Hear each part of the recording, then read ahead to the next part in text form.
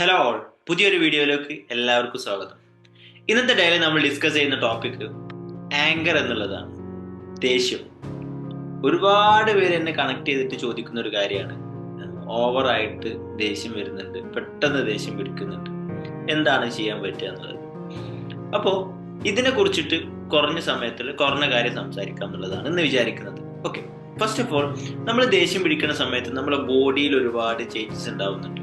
പുറത്തെ ബോഡിയിൽ നമുക്ക് നോക്കുമ്പോൾ തന്നെ കാണാൻ പറ്റും, നമ്മൾ ദേഷ്യം പിടിക്കുന്ന സമയത്ത് ആകെ ഞരമ്പുകളൊക്കെ പൊന്തി, നമ്മളൊരു മൂവി സോങ്ങിലൊക്കെ പറയുന്ന പോലെ ഞരമ്പുകളൊക്കെ ആകെ വലിഞ്ഞു മുറുക്കി നമ്മൾ തന്നെ നമ്മളെ ബോഡി ആകെ ചേഞ്ച് ചെയ്യും. ആൻഡ് ഓൾസോ നമ്മുടെ ഉള്ളിൽ ഹോർമോൺസിലൊക്കെ ഒരുപാട് ഡിഫറൻസ് വരുന്നുണ്ട് നമ്മൾ ഈ ഒരു ദേഷ്യം പിടിക്കുന്ന സമയത്ത്. നമ്മളൊരു 2 മിനിറ്റ് ഒക്കെ നമ്മൾ ദേഷ്യം പിടിക്കുന്ന സമയത്ത് ഏകദേശം ഒരു പിന്നീട് അങ്ങോട്ട് ഒരു 7 മണിക്കൂറിലേക്കൊക്കെ നമ്മളെ ബോഡിയിൽ കോർട്ടിസോൾ എന്ന് പറയുന്ന ഹോർമോൺ, ഹാർട്ട് അറ്റാക്കിന് കാരണമാകുന്ന കോർട്ടിസോൾ എന്ന് പറയുന്ന ഹോർമോൺ എന്ത് ചെയ്യുന്നുണ്ട്, ഉൽപ്പാദിപ്പിക്കപ്പെടുന്നുണ്ട് എന്ന് പറയുന്നുണ്ട്. അപ്പം നമ്മൾ ഓവറായിട്ട് ദേഷ്യം പിടിച്ചുകൊണ്ടിരിക്കുകയാണെങ്കിൽ, കുറേ വർഷങ്ങളായിട്ട് ദേഷ്യം പിടിക്കുന്ന ഒരാളാണെങ്കിൽ ഹാർട്ട് അറ്റാക്കിനുള്ള ചാൻസ് വളരെ കൂടുതലാണ്. ഓക്കെ, ആൻഡ് ഓൾസോ നമ്മളെ ഇമ്മ്യൂൺ സിസ്റ്റം, നമ്മളെ രോഗപ്രതിരോധ ശേഷിയൊക്കെ എന്ത് ചെയ്യും, കുറേ സമയത്തേക്ക് അത് വീക്കാകും. നമ്മൾ ദേഷ്യം പിടിക്കുന്ന സമയം മുതൽ പിന്നീട് കുറേ സമയത്തേക്ക് നമ്മളെ ഇമ്മ്യൂൺ സിസ്റ്റം വളരെ വീക്കായിരിക്കും. പിന്നീട് അങ്ങോട്ട് കുറച്ച് സമയത്തേക്ക് എന്ത് രോഗം നമ്മളെ പെട്ടെന്ന് എന്ത് ചെയ്യും, പിടിപെടും എന്നുള്ളതാണ്. അതുപോലെ തന്നെ നമ്മളെ സെൽസ് ഇങ്ങനെ റീജനറേറ്റ് ചെയ്തുകൊണ്ട് നിൽക്കുന്നുണ്ട്. ഓരോ നിമിഷത്തിലും നമ്മളെ സെല്ലുകൾ ഇങ്ങനെ റീജനറേറ്റ് ചെയ്തുകൊണ്ടിരിക്കുന്നുണ്ട്. ആ ഒരു പ്രോസസ്സൊക്കെ കുറച്ച് സമയത്തേക്ക് എന്ത് ചെയ്യും, നമ്മളെ ബോഡി സ്റ്റോപ്പ് ആക്കി വെക്കും എന്നുള്ളതാണ്. ദെൻ വരുന്നതാണ് ഒരു 24 അവർ സമയത്തേക്കുള്ള നമ്മളെ സ്ലീപ്പിംഗ് പാറ്റേൺ, അതിൻ്റെ ഒരു സിസ്റ്റം ഒക്കെ ആകെ താറുമാറാണ്. ഇങ്ങനെ ഒരുപാട് പ്രശ്നങ്ങൾ, ഇതുകൂടാതെ തന്നെ ഒരുപാട് പ്രശ്നങ്ങൾ നമ്മളെ ലൈഫിൽ ഉണ്ടാവും, നമ്മൾ ദേഷ്യം പിടിക്കുന്ന സമയത്ത് ഉണ്ടാവും. ആൻഡ് ഓൾസോ ഇതിനേക്കാൾ വലിയൊരു പ്രശ്നമാണ് നമ്മൾ ദേഷ്യം പിടിച്ച് കഴിഞ്ഞതിന് ശേഷം നമുക്കുണ്ടാകുന്ന ഒരു റിഗ്രഷൻ. ഓക്കെ, എന്തിനാ ദേഷ്യം പിടിച്ചത്, അങ്ങനെ ചെയ്യേണ്ടിയില്ലായിരുന്നു, അല്ലെങ്കിൽ അങ്ങനെ ചെയ്തതുകൊണ്ട് തന്നെ ഒരുപാട് പേർക്ക് വിഷമമുണ്ട്, അവർ വിഷമിക്കുന്നത് കണ്ടിട്ട് നമുക്ക് വിഷമം.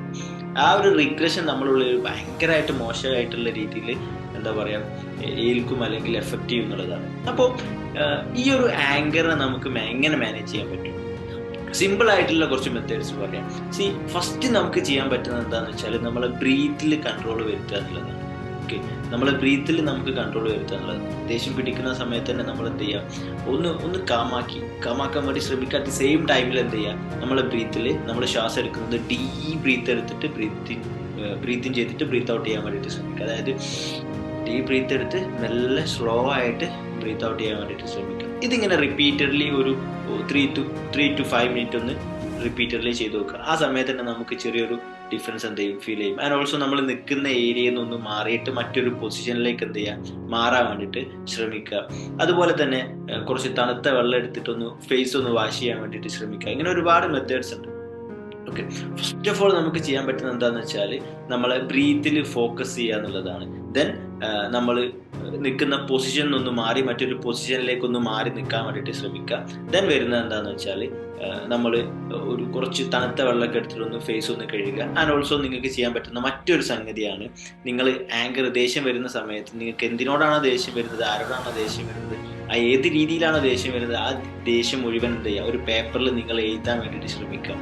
ഓക്കെ, ഒരു പേപ്പറിൽ നിങ്ങൾ എഴുതാൻ വേണ്ടിയിട്ട് ശ്രമിക്കുക. ദെൻ ആ പേപ്പർ കീറി കളയുക എന്നുള്ളത്. ഓക്കെ, ഈ ഒരു 4 മെത്തേഡ് നിങ്ങൾ യൂസ് ചെയ്ത് നോക്കുക.